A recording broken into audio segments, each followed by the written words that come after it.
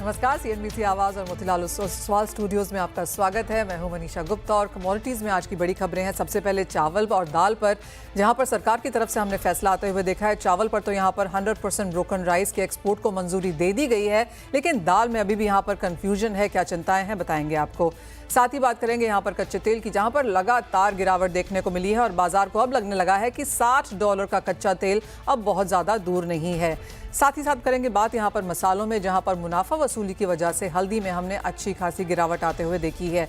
इन सब पर बात करने के लिए हमारे साथ आज हैं India pulses and grain merchant association के chairman Bimal Kothari, SS rice news के को फाउंडर वी सुब्रमण्यम और निर्मल बंक सिक्योरिटीज के वाइस प्रेसिडेंट कुणाल शाह। लेकिन सबसे पहले बात यहां पर करेंगे दालों की, जहां पर बिमल जी नमस्कार और शुक्रिया साथ जुड़ने के लिए।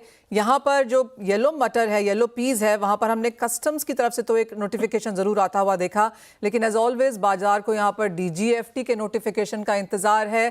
जिस तरह की confusion markets as of now जिसके साथ ट्रेड कर रही हैं, क्या सेंस है, क्या व्यू आप ले रहे हैं?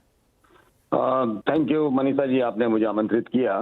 देखिए, ये जो सरकार ने जो नोटिफिकेशन इशू किया है, ये पहले जो इंपोर्ट था 28 फरवरी तक अलाउड था ड्यूटी फ्री, जो सरकार ने इसको एक्सटेंड किया है टिल 31 मई।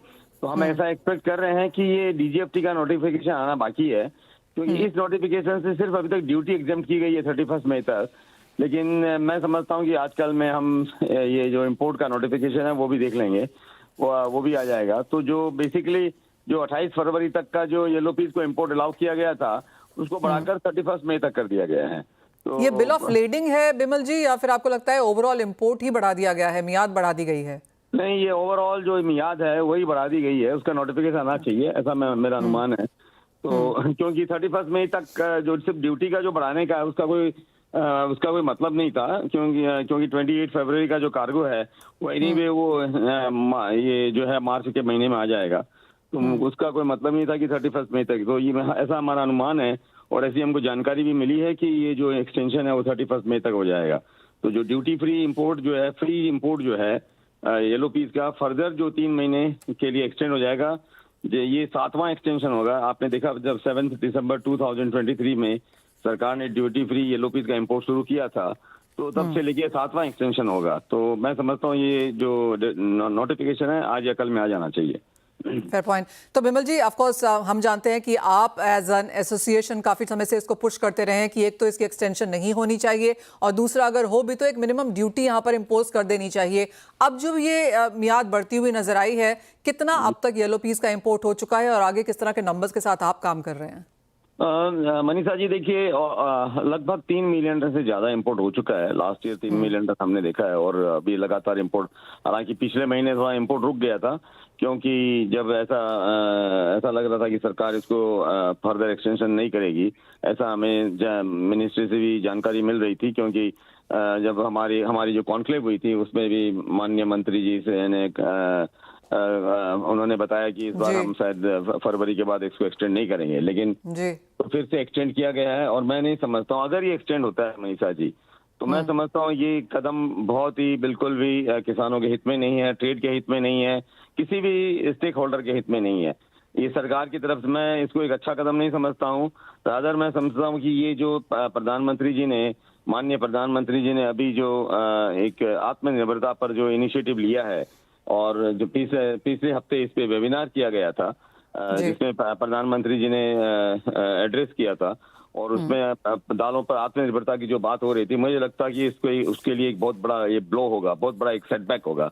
तो मैं नहीं समझता हूँ कि सरकार को ये कदम उठाना चाहिए था, क्योंकि देखिए हमारे यहाँ भी चने की क्रॉप जो है अभी हार्वेस्ट शुरू हो गई है, और चना ऑलरेडी एमएसपी के नीचे बिक रहा है। और अगर आप दूसरी भी दालें देखिए, तुअर भी है जो एमएसपी के आसपास या एमएसपी के नीचे है। सरकार का कंटेंशन ये है कि हम जब 100% क्रॉप हम किसानों से खरीद रहे हैं, जैसे कि तुअर है, उड़द है, मसूर है, तो फिर अगर सस्ता इंपोर्ट आए तो उसमें क्या दिक्कत है। लेकिन मैं समझता हूँ कि ये जो पॉलिसी है सही नहीं है, क्योंकि इससे तो एक तो देखिए, अगर आप, जैसे मैं एक उदाहरण देता हूँ, अगर वहाँ सामने अभी मसूर की क्रॉप है, और हमारा अनुमान है कि 16 से 17 लाख टन इंपोर्ट होगा, तो और जबकि अभी 10% 11% लगभग मसूर पे ड्यूटी बढ़ाई गई है, उससे जो हमारा जो लैंडिंग कॉस्ट है वो, और वो सारे प्राइस एडजस्ट होने के बाद में लगभग ये जो 58-59 रुपए थे वो भी जाके 60-61 रुपये हुआ बाजार में। तो इसका बहुत बड़ा फर्क नहीं पड़ा है, जबकि ऐसा अनुमान था कि ये 30 से 40% बढ़ाया जाएगा, तो ताकि ये मिनिमम सपोर्ट प्राइस के पास मशहूर हो। अब एक तरफ आप 16-17 लाख टन किसानों से एमएसपी पे खरीद रहे हैं, दूसरा आप सस्ता इंपोर्ट कर रहे हैं। ये एक तरफ आप टैक्स पेयर की मनी जो है उसको यूज कर रहे हैं ताकि वो आप उसको 100% क्रॉप खरीद सके। दूसरा आप सस्ता इंपोर्ट कर रहे हैं ताकि आप उसको फॉरेक्स, अपना हमारा जो वैल्यूएबल फॉरेक्स है उसको आप उसको स्पेंड किया जाए। और हम सिर्फ हम हमारे किसानों को नहीं, हम बाहर के जो किसान हैं, हम बाहर के जो एक्सपोर्टर हैं, हम उनको सपोर्ट कर रहे हैं। मैं ये इस पॉलिसी का मुझे ये जो लॉजिक है बिल्कुल समझ में नहीं आ रहा है कि सरकार ऐसा क्यों करना चाहती है। सरकार को हमने उन्हें एक सजेशन दिया था कि आप इतनी ड्यूटी लगाइए कि मिनिमम जो ड्यूटी उतनी होनी चाहिए कि जो इंपोर्ट है वो मिनिमम लैंडिंग कॉस्ट के जो मिनिमम सपोर्ट प्राइस है उसके आसपास हो, ताकि वो बैलेंस प्राइस रहे। सरकार को भी जो क्रॉप है जो है वो 100% खरीदने की जरूरत नहीं है, उसमें जो ट्रेड है वो भी किसानों से खरीदेगा। अगर भाव कम हुए तो सरकार किसानों से खरीदेगी। तो ऐसा एक तालमेल होना चाहिए था। मैं ये नहीं समझता हूँ कि ये जो कदम सरकार ने या जिस लॉजिक से भी सरकार ने ये उठाया है ये सही है। इससे किसानों को तो बहुत नुकसान होना ही है। और मैं समझता हूँ कि जो मैंने जैसे कहा कि हमारा जो सेल्फ रिलायंस आत्मनिर्भरता की तरफ हम इसमें ये एक बहुत बड़ा ब्लो है, ये एक बहुत बड़ा सेटबैक होगा। तो सरकार को इस पे विचार करना चाहिए। येलो पीस जो देखिए, जो येलो पीस का जो लैंडिंग कॉस्ट है वो 34-35 रुपीज है, जबकि हमारे चने का जो कॉस्ट है जो एमएसपी है 56 रुपीज है। ये अब ऑलरेडी जब से ये न्यूज आया है ऑलरेडी दालों के दाम गिरने शुरू हो गए हैं। और मैं समझता हूँ कि आज डीजीएफटी का नोटिफिकेशन आ जाएगा तो ये क्लैरिटी भी हो जाएगी। और मैं समझता हूँ कि जो चने के दाम हैं जो ऑलरेडी एमएसपी के नीचे फर्दर नीचे आ जाएंगे। तो और अगर आप चना हमारे जो टोटल पल्सेज बास्केट है उसमें 47 to 48% चने का योगदान है। अगर अब चने की एमएसपी नीचे गिर जाएगी तो फिर हम किसानों को नुकसान होगा। किसानों को एमएसपी, क्योंकि ट्रेड तो बाजार के भाव में खरीदेगा, क्योंकि आपको येलो पीस सस्ता मिल रहा है। और येलो पीस एक बहुत बड़ा सब्स्टिट्यूट है चने का, और जो दूसरी जो महंगी दालें हैं उनका बहुत बड़ा सब्स्टिट्यूट है। तो मैं नहीं समझता। बिमल जी, मसूर को लेकर आपकी क्या सेंस है? जैसे आपने कहा कि जिस तरह की लैंडिंग है और जिस तरह से यहाँ पर ड्यूटी बढ़ाई गई है, क्या ये ऑन एंटिसिपेटेड लाइंस है? ज्यादा नंबर आप यहाँ पर एक्सपेक्ट कर रहे थे, ज्यादा परसेंटेज? नहीं, हम ज्यादा एक्सपेक्ट कर रहे थे। हम समझ रहे थे कि 30 से 40% आएगा, सरकार ने सिर्फ 10 से 11% बढ़ाया है। और इससे ये पर्याप्त नहीं है। इसका जो इफेक्ट आया मार्केट में उसमें 1 या 2 रुपया बढ़ा है, क्योंकि देखिए पूरा इफेक्ट उस पर ड्यूटी का आएगा नहीं। और जो थोड़े बहुत प्राइसेज हैं पीछे भी एडजस्ट हो जाएंगे। तो अगर आपका एमएसपी 67 रुपीज है और आपका जो इंपोर्ट कॉस्ट है वो 58 या 59 या 60 रुपीज है, और या 61 भी है, तो मैं नहीं समझता हूँ कि ट्रेड जो है वो किसानों से खरीदेगा। क्योंकि 67 में फिर सरकार को 100% जो कार्गो है, जो 100% जो क्रॉप है वो किसानों से खरीदनी होगी। उससे मैं नहीं समझता हूँ उससे सरकार को क्या फायदा है। क्योंकि आप 17 लाख टन की पूरी क्रॉप एक तरफ खरीदना चाहते हैं, दूसरा तरफ आप अपने वैल्यूएबल फॉरेक्स को स्पेंड करके आप इंपोर्ट करना चाहते हैं। ये बड़ा कंट्राडिक्शन है इस पॉलिसी में। ये एक बैलेंस पॉलिसी नहीं है। बैलेंस पॉलिसी ऐसी होनी चाहिए कि ट्रेड भी एमएसपी पे खरीदे, और ट्रेड एमएसपी पे जब खरीदेगा जब नीचे पीछे से जब इंपोर्ट जो है सस्ता नहीं हो। और ये सस्ता इंपोर्ट जो है ये हमें बहुत बुरी तरह हमारे सभी स्टेक होल्डर्स को नुकसान पहुंचाएगा। तो मैं सरकार से आपके माध्यम से अपील करूंगा, रादर मैं प्रधानमंत्री जी से आपके माध्यम से अपील करूंगा कि इस पे फिर से पुनर्विचार करे, और इस पे कम से कम अगर आप इंपोर्ट जारी रखें, हमें इंपोर्ट से कोई आपत्ति नहीं है, लेकिन जो सस्ता इंपोर्ट है वो नहीं होना चाहिए, आप उस पर ड्यूटी लगाएं।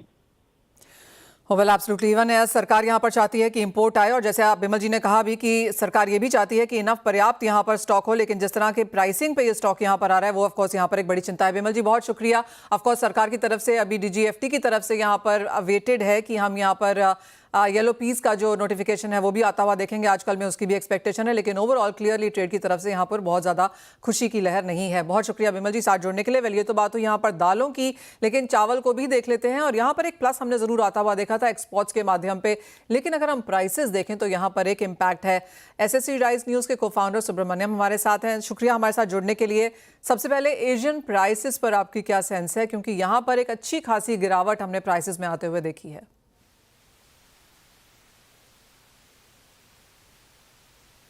Speak to you in English, don't mind. So Sure. Basically, I'm assuming that you're asking me what's the situation in terms of Asian markets. What we see is a considerable amount of pressure. Prices are coming down.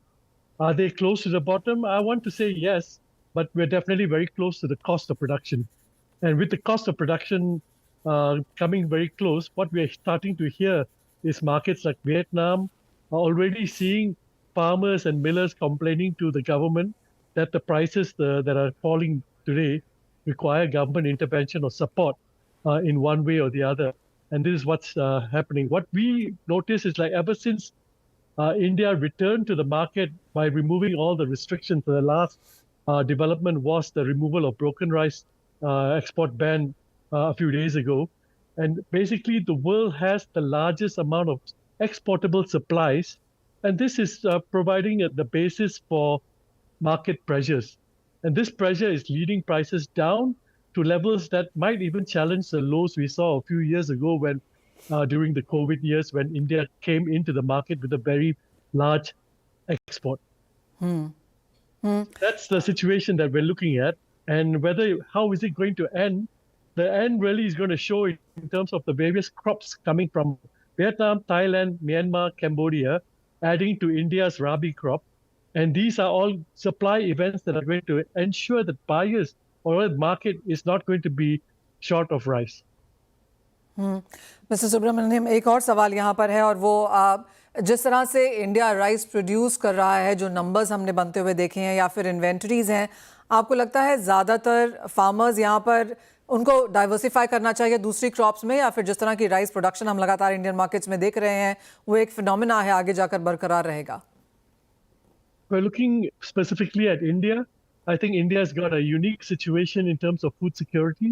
You've got a record rice crop, record rice stocks, but you have a more challenging environment in terms of wheat. So your overall grains picture shows a strong rice supply in the background, while your wheat part of that picture is not as steady or as good as you would like. So what we see is that at the moment, quite a lot of the rice supply is also being diverted or being used for ethanol production. And this is the new element within Indian demand, which is raising India's demand for rice overall. It's really about India's energy policy and how this is linked to what is a food crop. So this is something that we are watching very closely at the moment to see if these record productions from India can be maintained and what kind of role India will have in the global market. Fair point that, Mr. Subramaniam. Thank you for joining in and putting a light on all of those things. So clearly यहाँ पर जहाँ तक Indian exports की बात है उसका impact हमने Indian markets में ज़रूर आता हुआ देखा है, और जहाँ तक इंडियन इटसेल्फ की बात है, जिस तरह का प्रोडक्शन इन्वेंट्रीज यहाँ पर भारत के पास है उसके ऊपर भी एक नज़र रखने की ज़रूरत। ऑल टाइम हाइज के आसपास के लेवल्स यहाँ पर। इसी के साथ एक ब्रेक के लिए भी रुकेंगे, जब लौटेंगे तो हमारे साथ होंगे निर्मल बांग के कुणाल श्रावण से जानेंगे ट्रेडिंग स्ट्रैटेजीज।